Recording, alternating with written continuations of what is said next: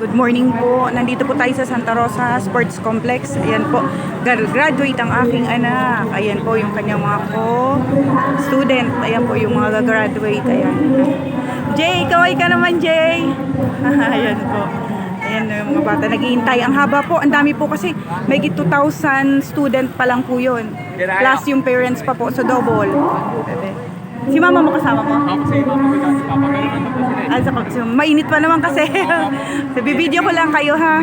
Para mapanood nyo din sa ating vlog. Iyan, saan ang punta mo? Father? Hindi siya mukhang graduate. Mukha siyang father. Mukha nga daw po ako sa Kristan eh. Kasi nag-itim ako.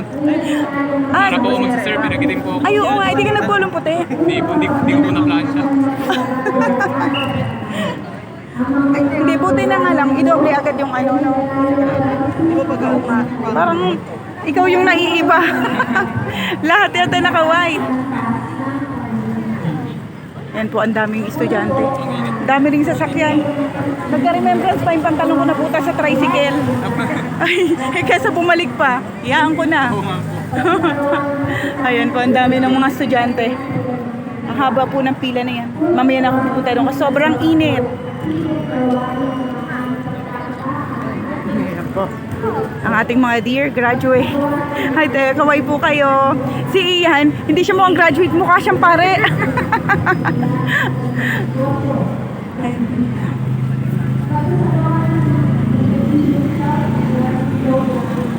Wawa naman yung mga estudyante natin. O, naiinitan sa pila. Ang haba yan po kasama yung kanilang mga magulang. Yung iba naghahanap-hanapan ng pila o namamahinga. Malaki naman po itong sports complex ng Santa Rosa. Ayan po. Kaway po kayo. Makikita po yan. Pila ka na anak, father. Pila ka, father. Ayun yung aking anak ng pasaway. Oh. Anong oras pa kaya tayo nito paparampahin? Ano, Ralph? Mga anong oras kaya tayo paparampahin? Si Ian, Alas 12.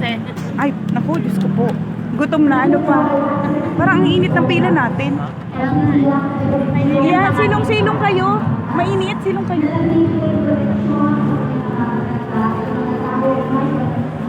Ayan po, parking sa likod. Kaya ayan, kahit na may nakapila, may nadaan sa sakay.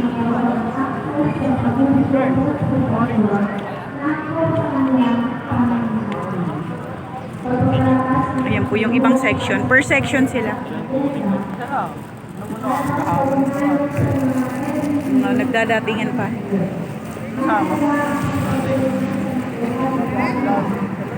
Yun yung mga pang-abot. May bulaklak, may mga panabit.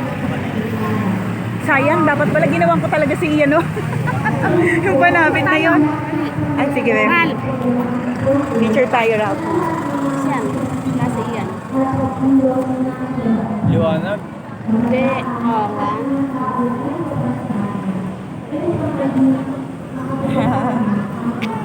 Ayan po. Yan. Ano ang pangalan ni Ma'am?